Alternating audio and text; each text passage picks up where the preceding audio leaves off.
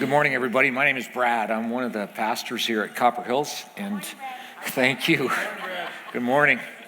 I'm glad to welcome you here, especially if you're a guest of ours. If I haven't had a chance to meet you, I really would like that opportunity. I'm going to be out in the plaza area over here, and if you'll be bold and courageous and come and say hi, I would love to personally meet you. Before I start, I want to tell you kind of a yay God, feel good, yay God's kingdom kind of story. If you've been around Copper Hills, you know about 6 years ago or so, we started a new church in Old Town Peoria with Pastor Gavin and a team of people from our church family. Well, this last weekend, Gavin had the councilwoman for the district that they're in Old Town Peoria, speak to his church family. And along the way, she talked about an afternoon 3 years ago where two men came into her office, Gavin being one and Micah, his partner, being the other. And they had a simple question for her. It was this: how can we help you love Old Town Peoria? We don't want anything back from it. We just want to express the love of Jesus for this community. Does that sound like familiar? They have an arts venue in Old Town Peoria. Does that sound familiar? They have a community coffee shop. Does that sound familiar? It's interesting how DNA gets transferred, right? And what they didn't know at that time, that Vicki Hunt, the council person, was at a place where she was a little disillusioned with her efforts to try to bring hope and refreshing and newness to Old Town Peoria, and a little discouraged with it. But that simple conversation with Gavin and Micah re-energized and rejuvenated her, and she has just seen wonderful things happen in Old Town Peoria, as have the folks at Axiom Church. So as part of that effort to love Old Town Peoria, Gavin has had a dream of building a safe playground system. Surprising maybe, there isn't something like that in Old Town Peoria for the community, and do it right on the property and add a barbecue and kind of a gathering area for the community. And so he put together some estimates and costs and drawings and whatnot. It was like $150,000 to do it. So they spoke to their church family about how they could love Old Town Peoria in that kind of way. Well, simultaneously with that, there's a fantastic church in our city called Christ Church of the Valley. And recently they did a capital campaign to see if they could raise some funds to bless other churches and ministries throughout our valley. Because the truth is we can't all do this on our own, right? We have to do things together, and they are a leading kind of church in this way. And so they raised some capital funds for that. At the same time that's happening, Gavin goes to the city with his drawings and estimate and realizes to meet city code, the project isn't $150,000, it's $285,000. That's a real hit for a church, right? To that size of increase. But they decide they're going to press ahead with it. And then he gets a call from someone at Christ Church of the Valley who says, we've heard about the project and what you're doing, and we'd like to talk to you about it. A week and a half ago, they received a check for $285,000 from Christ Church of the Valley. Yes. You know something? That isn't just a win for Axiom and for Old Town Peoria. It is. And in a way, it's a gift for us. We're spectators. This is our child, right? But it's a win for the kingdom. It really is. When we can just put down our differences and say we unite around Jesus Christ, that's who we unite around. There are things that we can do for this city that are absolutely amazing. So I thought you needed to know about that. Yeah, you bet. Okay, so week 2 of this series that we're doing on Serenity, it's actually taken from a prayer that's known as the Serenity Prayer. Oftentimes it's associated with like 12-step recovery groups. That's not actually where it started. 90 years ago, Reinhold Niebuhr wrote this prayer as part of a sermon that he was doing.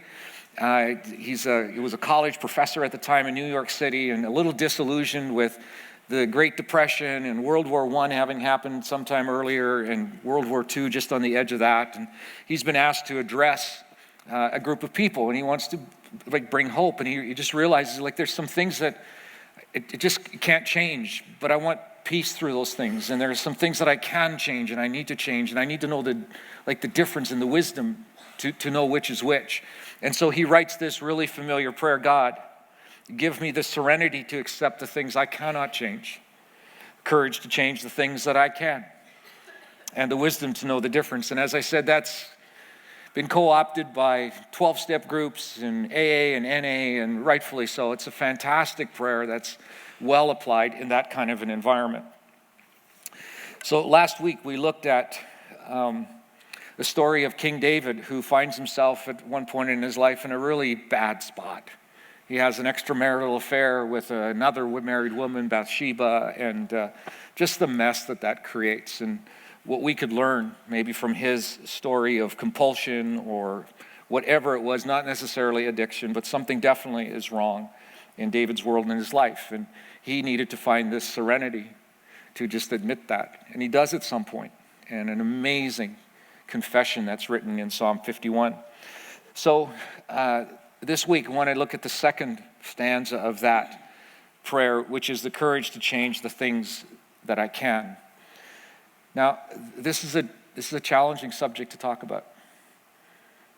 Last week, following one of our gatherings, someone stopped me in the plaza and said, I've been part of a church 35, 40 years.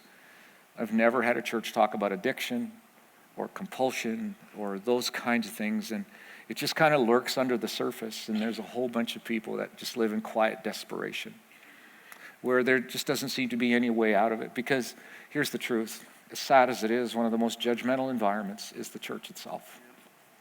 And it just ought not to be. And so what we decided to do is we're going to take the risk of talking about this, because we really believe we're not a community like that.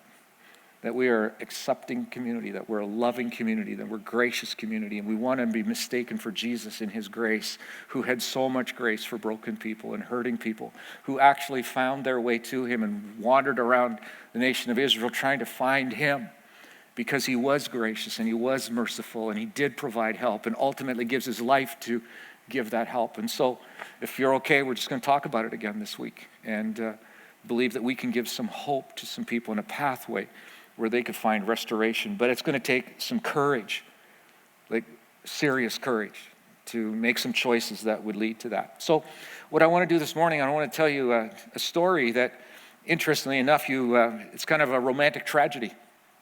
You could find something like this on Netflix, as a matter of fact.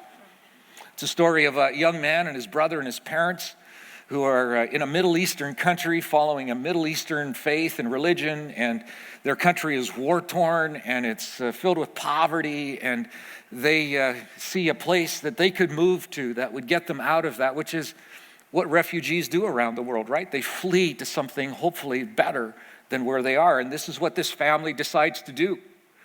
And they think it's going to be a land of safety. They think it's going to be a land where they can make a fresh start and have new hope. And so they leave everything behind in their Middle Eastern country, give up their land, give up family, leave everything and move to this new country where they think they're going to find hope. And then tragedy follows them. And it's a story of tragedy, of loss, of sorrow and sadness. And interestingly enough, the very thing that they were fleeing to get away from visits them there in that place. And then somebody makes a critical, courageous decision that restores their family situation, restores that person's life. And as odd as it might be, because it's a true story, that courageous decision impacts you and me today, and it's our path to restoration because that person made a courageous decision. Are you interested? So let me take you to the story in the Bible that we're talking about. It's found in the book of Ruth, chapter 1, and this is how the story starts. In the days when judges ruled Israel. Can I give you just a little context here for just a second? The very last verse of the book before this, so last verse going into the first verse of this one, is from the book of Judges. And you'll find it in Judges 21:25, and this is what it says. In those days, Israel had no king. All the people did whatever seemed right in their own eyes. Do you know that'll create chaos? Just like our teenagers sometimes. Like, we know what's right in our own eyes, and that's what we're going to do. And it just creates chaos because certainly what they think is right in their own eyes is not what you think is right in your eyes, right? And the same thing happens with the nation. Here's a little bit of the context. The nation of Israel had been released from 400 years of captivity in Egypt. Moses leads them out for 40 years. They wander the desert, the wilderness, and finally they cross the Jordan River into the new land. Moses dies But Joshua takes over, and Joshua conquers the land of Israel and divvies it up among the 12 tribes. And then Joshua dies. And then there's a season of time in Israel's life where there's no identified leader in charge. There's just a series of people who kind of are thrust into a leadership role. They took the name judges. They weren't necessarily like judges in a robe with a gavel and that. They were just considered that. There were some really good ones in that mix. Samson and Gideon were a couple of the names you might recognize. But then there were some really not so good folks. And toward the end of that era in Israel's history, apparently, the people didn't see anybody in charge. There's nobody giving them direction, no spiritual leader, no guidance.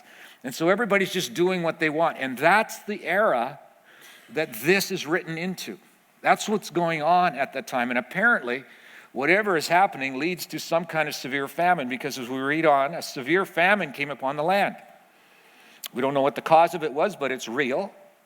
So, a man from Bethlehem in Judah left his home and went to live in the country of Moab. He's going to be a refugee in a new land, taking his wife and 2 sons with him. Just a comment about Moab. It's the country right to the east of Israel. We've got a map here. This family would have traveled someplace between 30, 40, 50, 60 miles, something like that. It's not very far, but it was a world different. The culture was different. The community, the economy, the currency, everything was different about Moab as compared to Israel where they lived. And it was not a friendly nation. Moab was an enemy nation to Israel, and it had been for a long, long time. And so this move from Israel to Moab came with some risk. Here's some of the history. Abraham has a nephew named Lot. Do you remember where Lot lived? A little ramshackle little town called Sodom. Bad reputation, right? Well, as gross as this is, Lot has an incestuous relationship with his daughter, and that produces an offspring, and that is the start of the Moabite people. And so you have this really bad start, and you have this contentious kind of thing because of what Lot and his daughter, it's messy. And then along the way, Moses, I mentioned, he's leading the nation of Israel out into the wilderness, and they have to go through Moab to get into Israel. And the king of Moab says, no go. I'm not going to let you in my land. Worse than that, he kind of sabotages the whole nation and makes it extraordinarily difficult for them to get into the land. But eventually they do. And then right around this time, there's a new king in Moab. It's King Eglon. And for the past 18 years, he has invaded Israel and influenced Israel in a really negative way. He brings the gods of Moabites into Israel, and it's filled with tension and anger and frustration. And so an operative, like SEAL Team 6 operative or special ops guy, whatever it is, sneaks into Eglon's castle or where he is, and he assassinates him. It's in the Bible. Now, that is not a way to build a diplomatic relationship with another nation, to assassinate their leader. So can you see the tension? Can you see this is not a friendly country for this family to move to? But apparently this is what they do. We pick it up in verse 2. The man's name was Elimelech. He's identified. His wife's name is Naomi. They have 2 sons, Mahlon and Chilion. They were Ephrathites from Bethlehem in the land of Judah, and when they reached Moab, they settled there. Here's an interesting thing about the names of these boys. They're not Hebrew names. They're actually Canaanite names, which was the population group, the tribe that was in Israel when Joshua took it over. And biblical historians would say this is an indication of something, that it could well be that Elimelech had kind of walked away from God, the gods of Israel, and had embraced the gods of the pagan nations that were there, maybe even the Moabite gods that Eglon had brought into Israel. And so he decides to name his children by those pagan names. Now, naming a child in this era isn't the same thing as, well, I like the name Joel. That's a great name. Let's go call him Joel. No, you named a child based on circumstances or hopes or a prophetic kind of vision. And so he names these people non-God kinds of names, Jewish God names. And it seems that there's something going on in Elimelech's life where God's not part of it. And so he maybe runs from God. Now he runs from the circumstances he's in, and he runs to an enemy nation where the God of Israel isn't present. There's something going on here, and it's part of the tragedy. Part of the tragedy as well is that Elimelech had inherited land that God had given to the Israelites. Remember when Joshua goes in, he divvies the land up to everybody, and everybody got their portion. If you go to the Middle East today, you know what we're fighting about? Land. Who lives where? That's my land. It's my ancestral land. I am the rightful owner of it. God gave that to me, and we fight over those things. Well, it was just as significant here. So in a way, what Elimelech is saying is, God, you can have your land back. It doesn't matter to me because you don't matter to me. And so he leaves behind the rights to his land, and that's going to play a role in this story as we go. So this is what we read, because as much as he hopes for a better start in Moab, it just turns out tragically bad for him. Verse 3 says, then Elimelech died. Get to the new promised land that he's so hopeful, and he dies, and Naomi is left with her 2 sons. And then the 2 sons marry Moabite women. That was never the dream of a Hebrew mother, for sure. One married a woman named Orpah, and the other a woman named Ruth. And then get this, but 10 years later, tragedy strikes again. Both Mahlon and Chilion die. And this left Naomi alone. What a tragic statement. Utterly alone, without her 2 sons or her husband. So what do you do when that happens?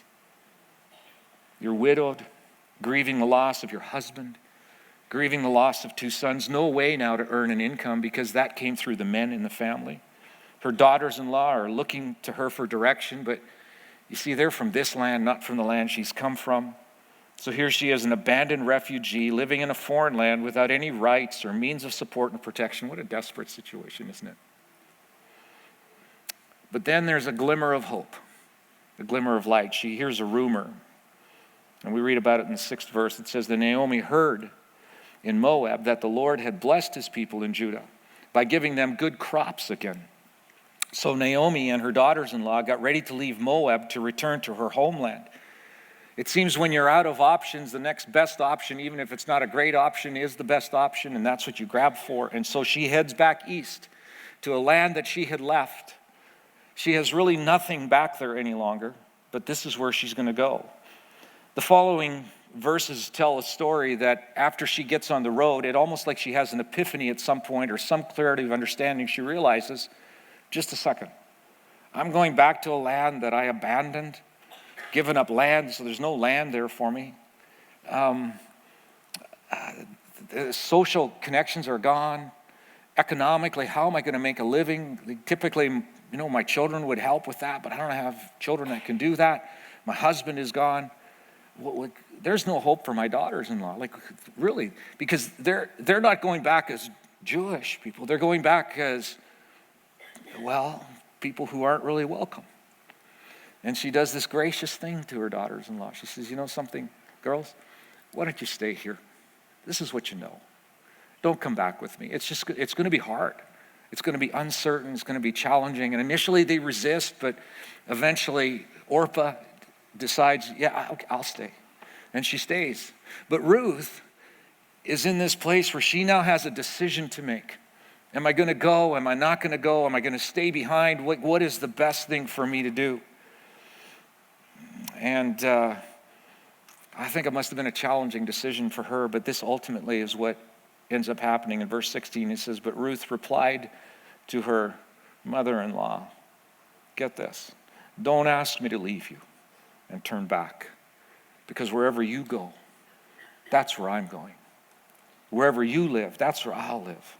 Your people, I don't know your people, but your people will be my people, and your God, whom I don't know, will be my God.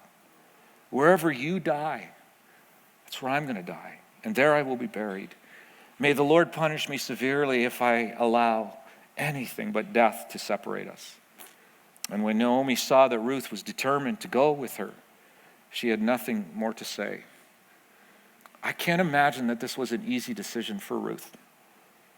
But she courageously makes this decision.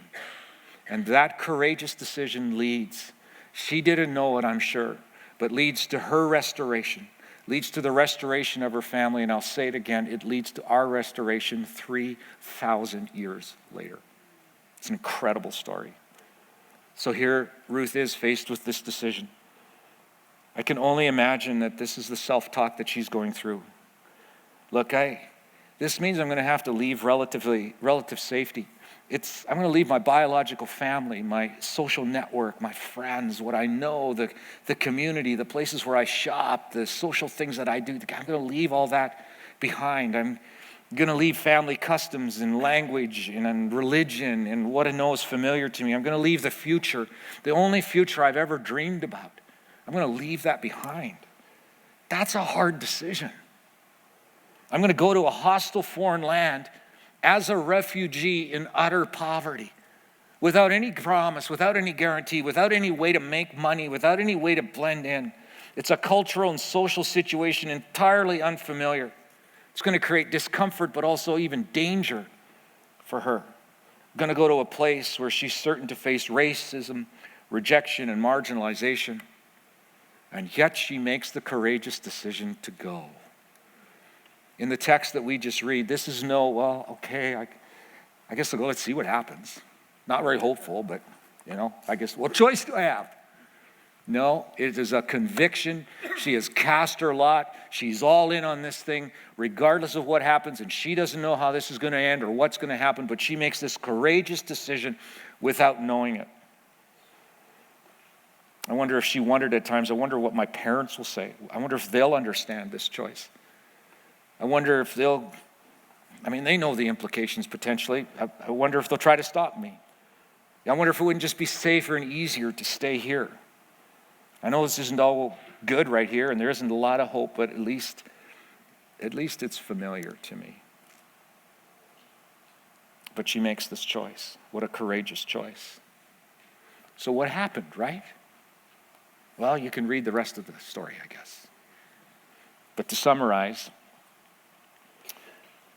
Ruth and Naomi head back to Bethlehem.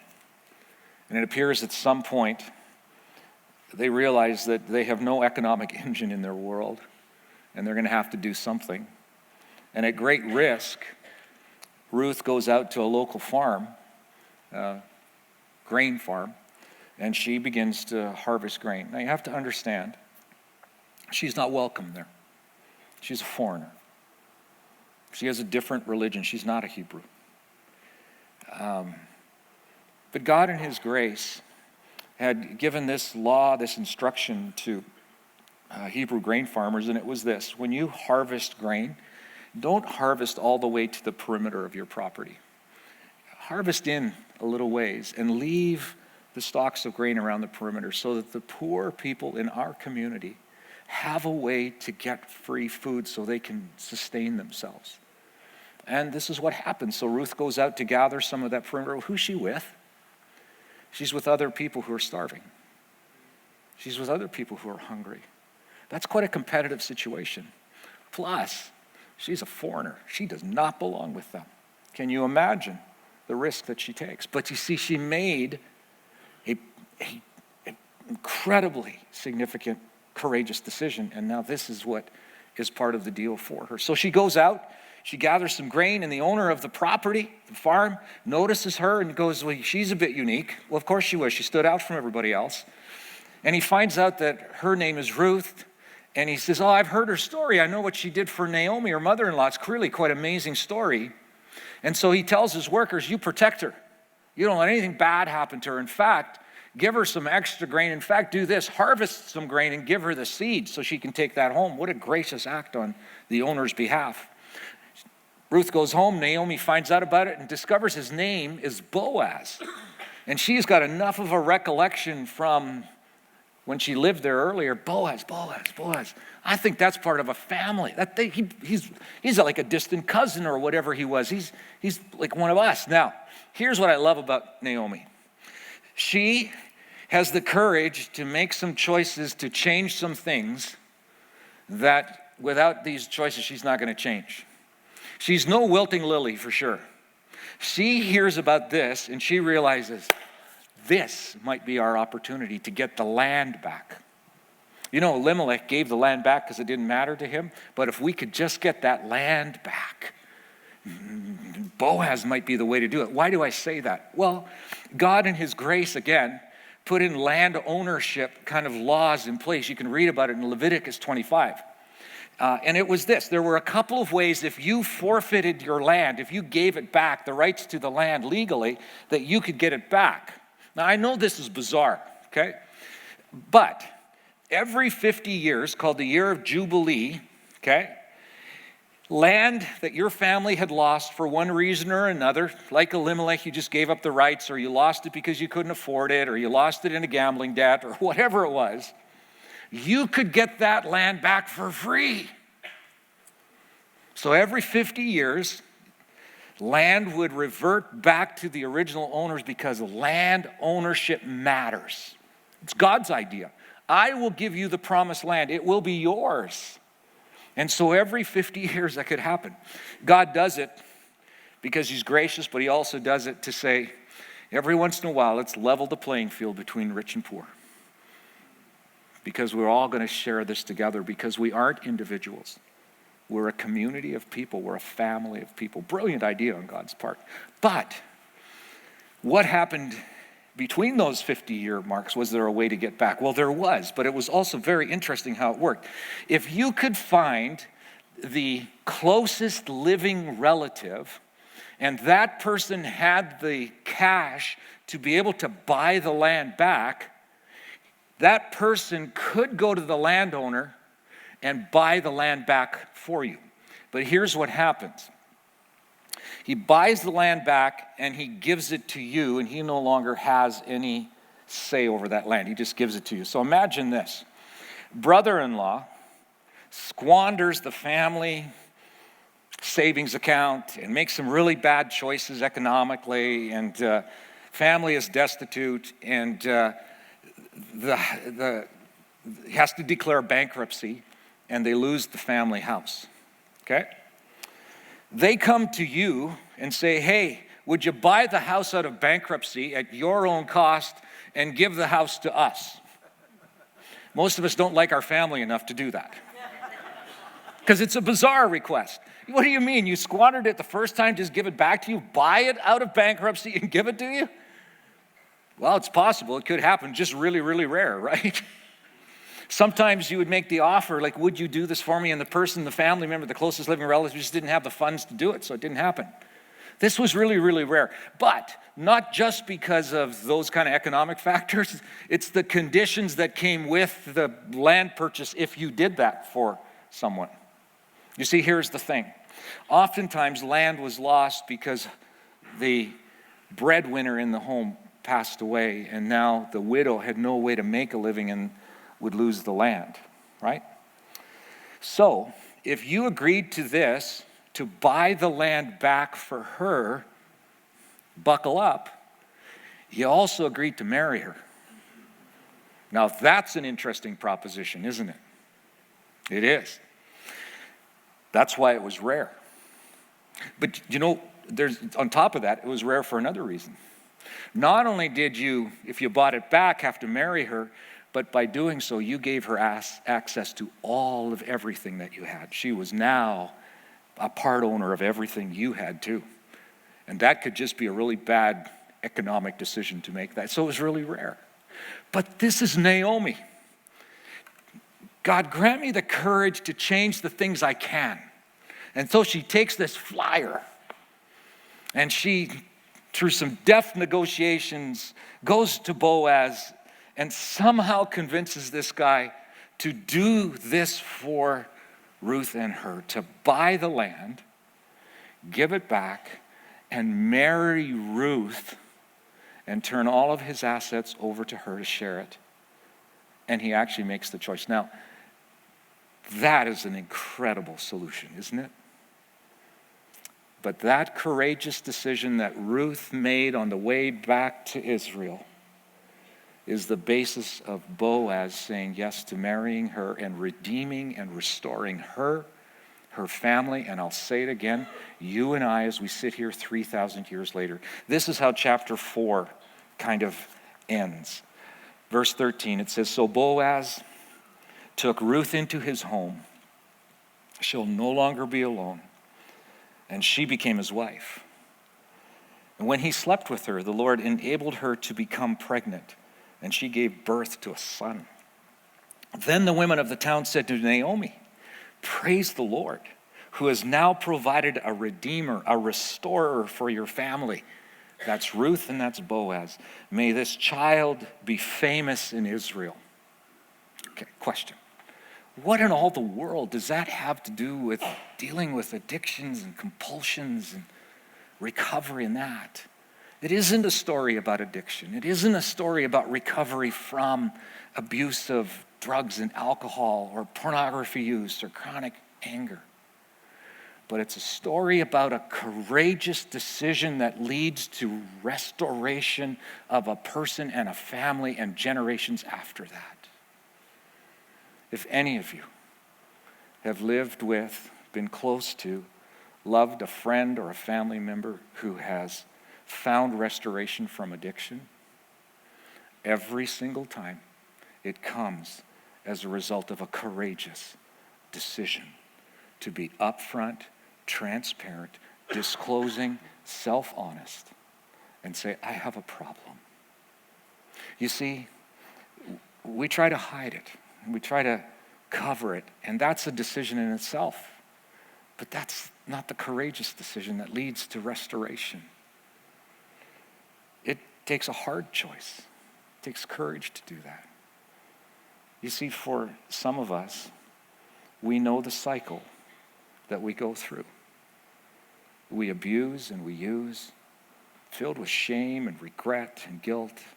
And we say, I'll never do it again. I promise I'll never do it again. And then something happens and it triggers it. Opportunity is there and the cycle just goes on. And we live in some kind of quiet desperation. I've talked to enough guys who actually structure their schedule around when their wife isn't going to be home, and they turn on their computer and they grab a glimpse or two of stuff. It's just corrosive to their soul. And they can't imagine making the courageous decision of disclosing that because they don't know what's going to happen. What's she going to do? Is she going to kick me out of the house? Is our marriage over? I don't know what's going to happen. It's a hard decision that takes courage, but there's no way to restoration without that courageous choice. Ruth didn't know where this was going. She couldn't paint the picture of the future, but she makes the courageous choice. Some of us face a difficult time and we go, well, I'll just take a quick drink. It'll just take the edge off of the pain and the stress and whatnot. And then that quick drink is 2 and 3 and 4 and then the weekend is gone and we drag ourselves out of a bed Monday because we got to get to work, but we're not in physical, emotional shape. We're just racked with guilt, and there's some things that we've done through the weekend that we wouldn't do if we were sober, and we feel shame with it. And restoration is elusive. It takes a courageous, like an incredibly courageous choice to say, I can't do that anymore. Last weekend, I heard the story of a man who made that courageous choice. And I want to share another story with you this weekend of somebody else who made a courageous choice. You know, something happened around here in the last several months where a group of guys that are on the restoration side of addictions of all kinds got together and said, we have to provide hope because there are just so many of us in our church family that live in quiet desperation. And so they started something called the Restoration Project. And it's 4 guys, and it's they meet on Wednesday evening, 6:30. They do dinner together, and they talk together. They pray for one another. They do a Bible study around the hope that Jesus offers. And so I want to share the story of one of those leaders and watch the courageous choice that he makes.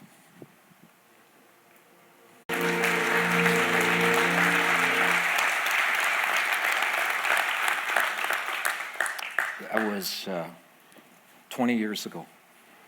And even today, as Bruce has shared, it would be a courageous decision. Like maybe a desperate, courageous decision. but nonetheless a courageous decision that would lead to restoration for his soul and his life and his family. If I could plead, and it's not beyond me, there are some of us who live in that quiet place of desperation, and we're terrified to be honest with ourselves that others have actually seen. But we're afraid to be honest with ourselves, and it's going to take courage to find restoration. This group of guys that are getting together, they've put together what is called the Restoration Project, and there's an email address right there. You could, even right now, you could email them and reach out to them. They'll get back to you, and they'll invite you to be part of what they're doing Wednesday. We've had some gals that have said, look, it's a dude thing, like is there something for ladies? And we're working on that right now to find that kind of support for women as well. Simultaneous to that meeting on Wednesday night, spouses of these guys that are just being restored from addiction are getting together for support there. But it's going to take that courageous choice, not knowing exactly where it leads, not knowing the fallout from it. It's the pathway to restoration. I said this, Ruth's decision not only leads to her restoration and her family's, it leads to your and my restoration. Do you know why I say that? Because Boaz and Ruth have a baby boy named Obed. And Obed has a baby boy named Jesse. And Jesse has a baby boy named David. And if you follow that lineage all the way down, you're going to come to a young man named Joseph and a young woman named Mary. And they have a little boy named Jesus. And that little boy grows up to be your and my Savior. If Ruth had not made that courageous decision, who knows where you and I would be? You see, that courageous decision can change generations. It can shift your family for the future. Your children, your grandchildren, your great-grandchildren. So as hard as that courageous choice is, make the choice. Make the choice. And watch what Jesus does. He's so good at this. He made like a courageous choice to come into this world, right? And you and I have restoration because of that. You're not on your own. He'll do it with you. Now, Jesus, even as people are really uncomfortable with this and would just as soon maybe just like, let's go on, let's go home. This is a moment for some people. And I would ask in this moment they would muster just enough courage to call out to you. That's where it starts. And maybe even in this moment, just send a message off to the Restoration Project at copperhills.org and find that it's just worth it because restoration resides on the other side of that courageous decision. You won't make us do that. You'll invite us to it. You'll entice us with promises of grace and mercy and embracing, but we have to make the choice. Grant us courage, Jesus, to do that even in this moment.